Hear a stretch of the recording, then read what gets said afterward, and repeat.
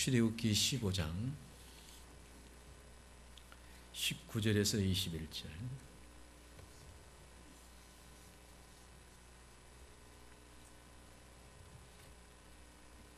제가 읽어드리겠습니다.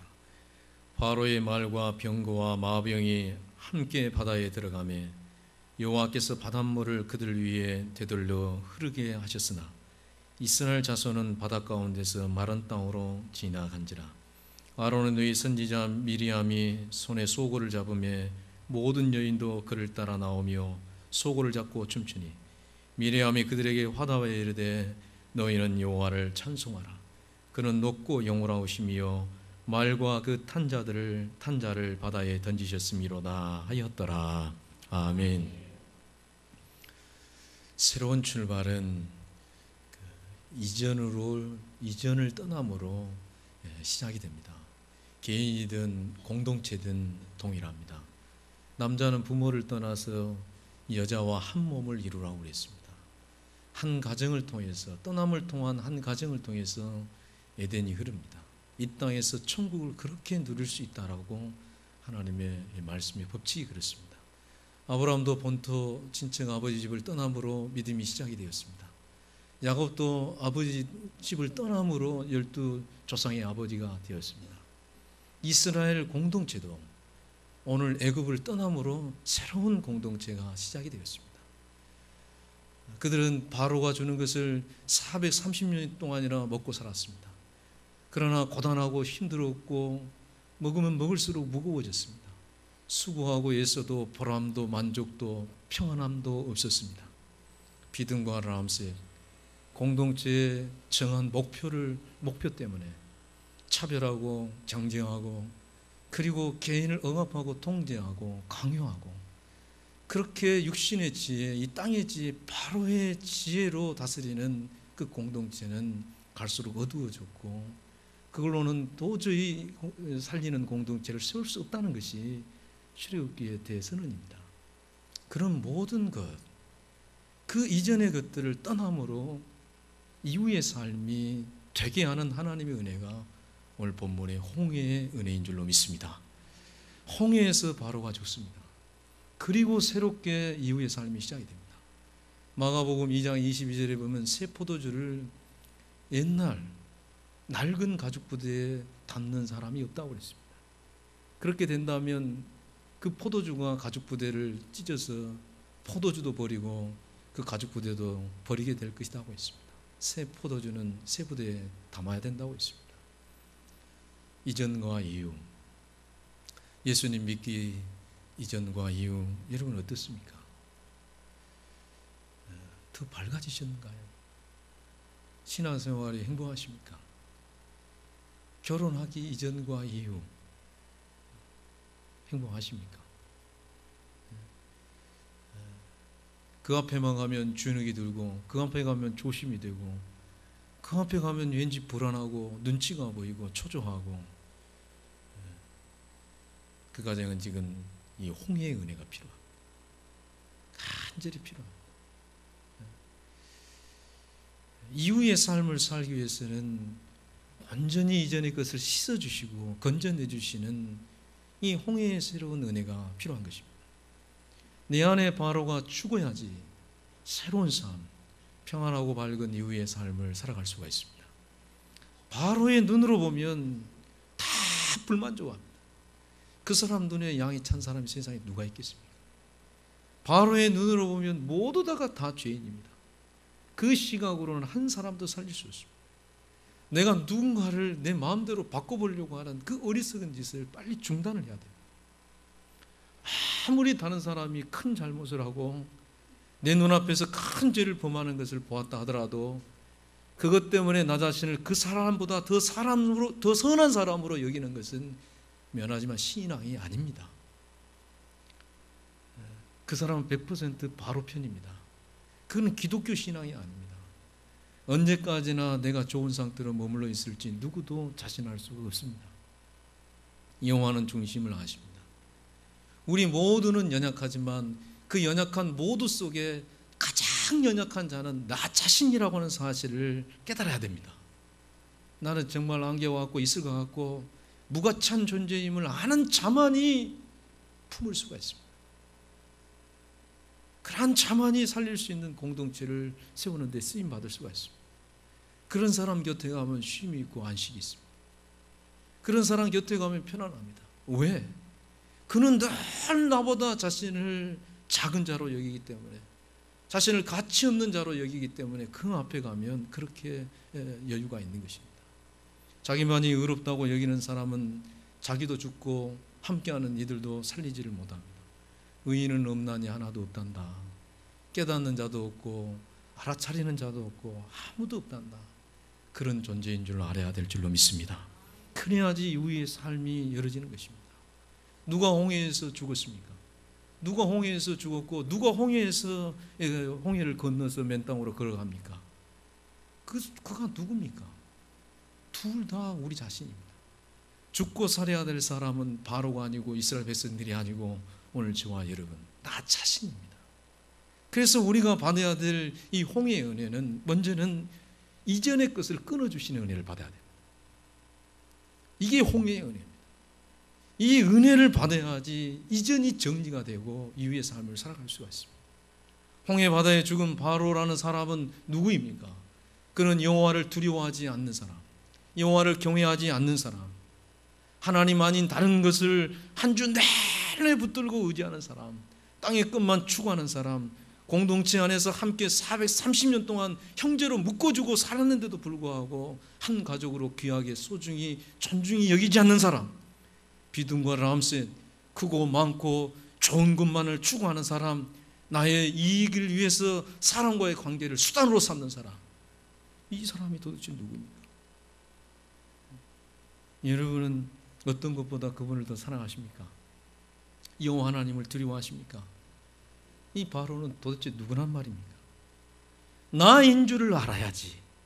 나인 줄 알아야지. 내가 죽고 내가 살고 그래야지 내 사랑하는 내 남편, 아내, 사랑하는 자녀들, 주님의 사랑받는 형제된 우리 교우들 정말 품어서 살릴 수 있을 줄로 믿습니다. 다른 방법은 없어요. 나 같은 죄인 살리신, 같이 하자. 주 내 놀라워 잃었던 생명 찾아, 광명을 얻었네. 광명을 얻었네. 큰 죄악에서 건져주신 주의 은혜 놀라와 나 처음 믿는 그 시간 귀하고 귀하다. 그런 나를 살리신 주님의 은혜가 바로 홍해 바다의 은혜고, 나를 씻어주시고 건져주신 주님의 십자가의 은혜예요. 죽은 나를 살리시고 더 이상 이전의 삶을 살아가지 않도록, 이전에 질질 끌려서 사는 그런 불행한 삶을 살아가지 않도록 끊어주시는 은혜. 육신의 생각과 이전의 감정에 끌려서는 결코 이후의 삶을 살지 못합니다. 그래서 우리에게는 이 홍해의 은혜가 필요해요. 더 이상 과거에 갇히고 뭔가에 얽매이는 삶에서 우리를 꺼내주시는, 그 이전의 것을 과감하게 잘라주시고 단절시켜주시고 끊어주시는 은혜, 해방시켜주시는 은혜, 완전히 그것에서 빼내주시는 은혜가 우리에게 필요하다는 것입니다. 무엇이 참이고 거짓인지, 무엇이 정말 살리는 것이고 무엇이 사람을 죽이는 것인지 똑똑히 보라는 거예요. 홍해 바다를 통해서 똑똑히 보라는 거예요. 그것이 살아서는 한 사람도 살릴 수 없다. 바로의 것으로는 안 된다. 내 것으로 될 수 없다는 것이, 이 땅의 것으로는 결코 되지 않는다는 것을 분명히 보고 이렇게 깨우치라고 그 홍해의 사건이 터진 겁니다. 오늘 저와 여러분은 그 홍해 바다 그 앞에 서 있습니다. 누구든지 누가복음 17장 33절 말씀처럼 누구든지 자기의 목숨을 보존하고자 하는 자는 잃을 것이요 잃으려고 하는 자는 반드시 살리로다. 저는 섬에서 태어나서 그런지 바다를 보면 그 떠오르는 생각들이 있습니다. 첫째는 평생 바다에서 일하시다가 20년 전에 천국 가신 우리 아버님이 제일 생각이 납니다. 우리 안정인 집사님은 간혹 아버님하고 그 대화도 하십니다. 전화를 하는 거 보면 야구 이야기도 하고 기아가 오늘 졌다 이겼다 이런 얘기도 하시고 또 뭐 전화 오면 이런저런 이야기 할 때 참 부럽다. 그래도 저는 낫죠. 우리 사모님은 초등학교 때 우리 장인 어르신이 청구했으니까 우리 아버지가 이 넓은 바다에서 젊음을 다 바쳤을까. 우리 아버지도 나이대가 있었고 젊음이 있었고 우리 아버지도 남자였을 텐데 평생 이 바다에서 이렇게 하셨구나. 그래서 바다를 보면 아버지가 느껴집니다. 순간적으로 바로 떠올려버려요. 여기서 우리 아버지가 일하셨고. 그리고 또 한 가지는 바다를 보면 무섭습니다. 저는 섬 산중에 살아가지고 그 수영을 제일 늦게 배웠습니다. 갯가에 사는 애들하고 산중 사는 애들하고 가꿨어요. 그 초등학교 때 늦게 수영을 배웠는데 그 양식할 때 쓰는 거 있잖아요. 우린 촌말로 히팀이다 그래.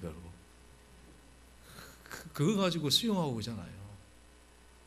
근데 그 친구의 게임에 빠져서 수영을 못하니까 그걸 자꾸 물장구를 치는데 깊은 데로 나를 이끌어가서 그 철없는 친구가 그걸 쳐버린 거예요. 물속에 푹 참새가지고. 그래서 튕겨서 나가버렸죠. 저거 어떻게 되겠어요? 저 키보다 2배나 되는 곳에서 얼마나 지금도 그때 그 느낌이 생생하다. 얼마나 충격적인 일이었는지. 들어갔다가 나왔다 들어갔다가 나왔다. 짠물은 한 모금만 먹어버려도 정신이 없습니다. 완전히 죽어버렸어요, 사람이. 그런데 이 허우적 하다가 어떻게 그것이 손에가 잡힌 거예요. 그래서 바다 보면 하나님이 느껴집니다. 나를 살려주셨다. 나를 건져주셨다. 모세는 이미 나일강에서 죽은 사람이에요. 그는 바다가 주는 은혜를 알아요. 바로가 다 죽이라고 그랬어, 남자애. 갈대 상자에 실려서 밤만 새도 아마 죽었을 거예요. 얼어 죽었을 거예요. 그러나 하나님께서 그에게 은혜를 베풀어서 바로의 공주가 그를 건지도록 하나님께서 도와주셨어요. 그래서 저는 이 모세도 분명히 바다를 보면 하나님이 느껴지고 또 이 바다를 보면 이것이 바로 죽고 사는 곳이다. 이게 느껴질 것입니다. 사랑하는 여러분, 바다는 중간지대가 없어요. 우리가 이 세상에 중간지대가 있을 것 같습니까? 살든지 죽든지 둘 중에 하나예요. 베드로가 예수님만 의지하고 바라보고 나아갈 때는 그 바다 위를 듬성듬성 걸어갔지만은 그의 마음속에 의심이 있을 때는 죽음의 바다로 쏙 빠져버려요. 한마디로 내가 살아서는 이 바다에서 살 길이 없어요. 이게 바로예요. 내 육신의 생각이 살아서는 여지없이 빠져버린다는 사실을 알아요. 한 사람도 이해하지 못해요. 내 육신의 생각에 사로잡혀서는, 감정이 하나 사로잡혀서는 여지없이 빠져버려요. 지만 잘났다고 하죠. 깊은 수렁 속에 들어가 버려요. 똑똑히 기억을 해야 됩니다. 이 홍해는 한편의 심판입니다. 자기의 의로 살아날 사람은 한 사람도 없다라고 하는 하나님의 대선언이에요. 이 땅의 것으로는 누구도 살릴 수 없다라고 하는 하나님의 선포예요. 전부 다 죽었어요. 의지하는 그 군병, 마병 다 무너졌어요. 오직 여호와를 두려워하고 여호와를 경외하고 신을 벗고 그분 앞에서 나는 무가치한 존재인가를 인정하는 모세. 원망하고 불평하고 있는 그들보다 더 못난 자가 나라고 여기고 그들을 품고 위를 바라보는 자를 통해서 홍해의 문이 열린 줄로 믿습니다. 그런 자만이, 내가 죽어서 그들을 품고 위를 바라본 자만이 한 영혼이라도 살릴 수 있다는 사실을 알아야 돼요. 100년 동안 바보처럼 산에다가 배를 지을 때 홍수가 다 물의 심판으로 나올 때 그렇게 자기를 부인한, 자기를 죽여드리는 그 노아만이 그의 가정을 그 홍수에서 건져내었다는 사실. 여러분, 왜 우리가 오늘 이 세상에서 방황합니까? 왜 우리가 이 세상에서 호우적거리면서 살아갑니까? 행복의 항해, 아름다운 믿음의 항해하라고 하니까 왜 우리가 거기에서 지금 흔들흔들하고 있습니까? 그래도 모르겠습니까? 왜 여러분 인정을 하지 않습니까? 아직도 내가 뭔가로 이 모든 것을 헤쳐나갈 수 있다고 생각하십니까? 착각하지 마십시오. 스가랴 4장 6절에 보면 이는 힘으로 되지 않냐고 능으로 되지 않냐고 오직 나의 신으로 말미암다 그랬어요. 바다를 몰라도 너무 모릅니다. 진짜 세상을 몰라도 너무 모르고 하나님의 세계를, 영의 세계를 너무나 성도들이 몰라요. 제 아무리 수영 잘해도, 제 아무리 뭔가가 많이 있어도 살 길이 없고 방법이 없습니다. 여수 길복교회, 내가 또 저와 여러분이 이 땅의 지혜와 힘으로 세워갈 수 있는 성질의 공동체가 아니옵시다. 우리의 가정, 우리 스스로 어떻게 만들 수 있는 것도 아닙니다. 이것을 깨달아야지, 나를 보고 인정해야지 그분의 권능의 팔이 우리를 이끌어 가십니다. 마른 땅에 되게 해서 걸어가게 하십니다. 은혜를 베풀어 주셔서 이전 것은 끊어주시고 이후의 삶으로 우리의 가정과 교회 공동체를 보호하시고 이끌어가는 것이 아니겠습니까? 인정하십시다. 다시 한번 인정해야 됩니다. 오늘 홍해바다 앞에 비치는 여러분의 모습이 어떻습니까? 바다에 가면 나를 비춰 보입니다. 보기 싫어도 내가 비춥니다. 이전입니까? 이후입니까? 그래서 홍해의 은혜는 나를 보여주시는 은혜, 끊을 것을 보여주시는 은혜, 이것이 바로 예배를 통한 하나님의 은혜입니다. 가인이 은혜를 받았지. 네 잘못 가고 있다. 네 그것으로는 너 살 수 없다. 지금 잘 가고 있으면 네가 왜 낯을 그렇게 붉히느냐? 왜 어둡냐? 더 가면 상한다. 너 가면 죽어. 은혜 받은 거예요. 하나님이 버린 것이 아니라 나를 보여주시는 은혜. 그러나 그는 거절합니다. 받아들이지 않습니다. 아벨 들러 가자. 쳐 죽입니다. 그래서 노땅, 쉼이 없는 땅, 허우적거리는 삶으로 이어집니다. 어떻게든 이 바다를 헤어나오기 위해서 육축도 많이 키워보고 이것도 많이 얻어보고 또 그것을 만회하기 위해서 유의, 음악도 만들어보고 더 편리함을 추구하는 기계도 이렇게 해봤지만 끊임없이 배반과 복수의 역사만을 만들어가는, 죽어가는 그 후손들을 보게 됩니다. 여러분, 예배 앞에 하나님이 여러분에게 주시는, 예배 가운데 주신 하나님의 말씀으로 주시는 것을 거부하지 마십시오. 예배 가운데 여러분에게 들려주신 하나님의 말씀을 순종을 하면 유리하고 방황하는 가인의 삶을 살지 않습니다. 예배 가운데 내게 주신 하나님의 말씀으로 나를 볼 때 빨리 붙들어야 됩니다. 그래서 하나님의 예배 앞에, 말씀 앞에, 하나님의 성들 앞에 진심으로 겸손하십시오. 절대로 나를 의롭다고 생각하지 마십시오. 더 무가치한 자로 여기십시오. 어떠한 경우에도 내가 연약하다는 사실을 알아야 됩니다. 그 사람보다 내가 더 연약한 자입니다. 가장 낮은 자라고 하는 이 생각을 잊어버리면 안 됩니다. 에베소서 3장 8절에 보면 사도 바울이 고백하기를 모든 성도 중에 지극히 작은 자 중에 작은 자인 나에게 은혜를 베풀어 주셨다 그랬습니다. 모든 성도들이 있는데 그 많은 성도들 중에 작은 자가 있습니다. 그 작은 자보다 나는 더 작은 자다라고 이렇게 고백을 하고 있는 바울을 통해서 수많은 사람을 살리지 않습니까? 사무엘하 16장에 보면 다윗이 압살롬 자기 아들의 배신으로 쫓겨나갈 때 사울의 족속에 그 시므이라는 사람이 돌을 던지면서 다윗을 저주를 합니다. 네가 피를 많이 흘려서 여호와께 저주받는 자다고 돌을 던집니다. 그 다윗의 장수 아비새가 죽은 개 같은 저 자식을 내가 가서 칼로 목을 베겠습니다. 그러니까 다윗이 뭐라 합니까? 그가 저주하는 것은 여호와께서 다윗을 저주하려고 하심이니 네가 어찌하여 그렇게 할 것이냐? 누가 그렇게 하라고 말할 수 있겠느냐? 내가 이 원통함, 나의 이 원통함, 나의 이 저주당함, 이 모든 것을 여호와께서 선으로 갚아주시기를 바랄 뿐이다. 떳떳한데도 불구하고, 그가 잘못이 없어서 고난을 당했는데도 불구하고 불의한 자 앞에서도 그보다 더 나는 부족한 자라고 다윗이 하나님의 은혜를 받았습니다. 사랑하는 여러분, 마태복음 25장 40절에 보면 너희가 내 형제 중에 지극히 작은 자 하나에게 하는 것이 곧 내게 한 것이다 그랬어요. 그는 천국에서 오른편에 있을 것이다 그랬어요. 예비하신 상을 받을 것이다 그랬습니다.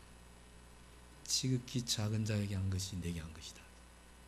누가 지극히 작은 자에게 할 수 있습니까? 그 지극히 적은 자보다 조금이라도 큰 자는 절대 그 지극히 작은 자를 섬길 수가 없습니다. 종만이 섬길 수가 있습니다. 지극히 적은 자보다 더 작은 자가 될 때만이 그를 살릴 수가 있습니다. 그런 사람은 천국에서 큰 자요 상을 잃지 않습니다. 오늘 말씀을 정리하겠습니다. 정이 아니라 믿음으로 끊어야 될 때를 과감히 끊어야 길이 열립니다. 형통하시기를 바랍니까? 위의 삶이 열리기를 바라십니까? 내 모든 뒤를 닫으십시오. 사람을 바라볼 때 일어나는 여러 가지 생각들 오늘 이 순간부터 닫아요. 그도 하나님이 사랑한 사람이에요. 그도 귀하게 여긴 사람이에요. 나만 소중한 줄 아세요? 나는 그보다 더 죄인이요. 난 더 무가치한 자야. 정말 이 홍해를 은혜를 우리는 갈망하리. 육신의 생각과 감정에 갇히고 포로되어서 불행한 이후의 삶이 불행한 삶으로 가지 않도록 하나님이 크신 홍해 바다의 은혜가 여러분에게 있으시기 바랍니다. 바로 군사 병마 다 잠겼습니다. 무엇으로 되는지를 오늘 인정하고 여호와 하나님 한 분만을 도움으로 삼으시기 바랍니다. 이사야 31장 1절에 보면 도움을 구하려고 애굽으로 내려가는 자는 화 있을지언정 그랬습니다. 그 말을 의지하고 병거의 많음과 마방의 강함을 의지하는 자는 반드시 화가 있을 것이다 그랬어요.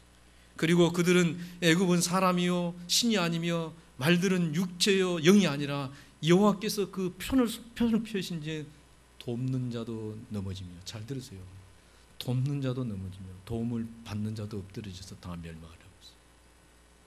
돕는 자가 하나님이 되면 그도 화를 당합니다. 도움을 받는 자가 돕는 자를 하나님보다 더 의지하면 그도 화를 당합니다. 진짜 구제에 조심히 하셔야 돼요. 까딱 잘못하면 내가 하나님 될 수가 있어요. 우리 여수길복교회가 창립 80주년을 맞아서 21분의 임직자를 하나님께서 세워주셨습니다. 하나님의 큰 은혜를 공동체에 베풀으셨다고 저는 믿습니다. 이전과 이후가 분명히 다를 것이라고 믿습니다. 이제는 기초적이고 초보적인 신앙을 벌써 던져버리고 이제는 좀 성숙한 모습으로 자라가야 됩니다. 하나님의 은혜의 말씀 앞에 자주자주 나를 비춰봐야 됩니다. 사랑하는 성도들 앞에 정말로 나를 작게 여기고 그를 품어서 하나님께 올려드리는 홍해의 은혜 이후의 삶을 살아야 됩니다. 사랑하는 성도 여러분, 살리고 힘주고 용기 주고 소망 주십시다. 이것이 공동체를 세우는 하나님의 일하심이라고 오늘 출애굽기는 말씀하고 있습니다. 오늘 다시 한번 이 주일 이후로 여러분의 그 이후의 삶이 오직 그 하나님의 귀하신 은혜로 끊어주시고 또 보여주시고 새롭게 하시는, 그래서 앞이 활짝 열려지시길 주의 이름으로 축원합니다. 기도하겠습니다. 하나님, 아직 살아있는 나는 그런 존재인 줄 아니라고 착각하고 서 있는 나, 이제 그 큰 은혜로 내가 다시 죽고 살아났어. 지극히 작은 자보다 작은 자로 살리고 섬기는 주의 선한 도구가 되게 하여 주셔서 가정과 교회가 이후로 하나님의 은혜로 평안하기를 소원하옵나이다. 여호와는 날마다 흥하고 나는 날마다 쇠함으로 그리스도의 그 삶과 가르침을 본받아서 품고 살리게 하여 주옵소서. 예수 그리스도 이름으로 기도하옵나이다. 아멘.